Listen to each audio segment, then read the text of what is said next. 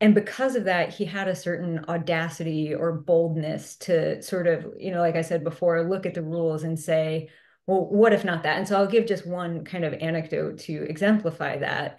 In 43 BCE, so it's the year after Caesar was assassinated, he's 19 years old at the time. There is a battle in which the two consuls are killed. And so Rome now needs to have a special election.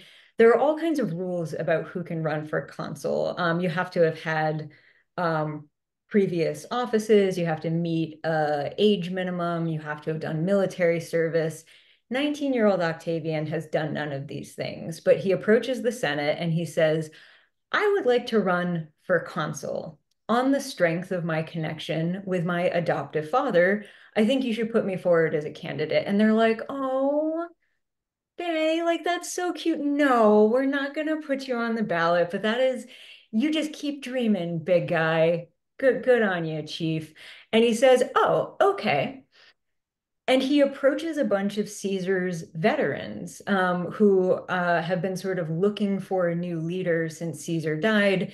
Some of them have gone with Mark Antony, but most of them are sort of directionless. And so he bribes, we can say he pays them, but he bribes them, the army, and gathers them up and marches toward the city of Rome. And they encamp outside the city, and Octavian approaches the Senate again, and he says, right. I don't know if you understood my question the first time.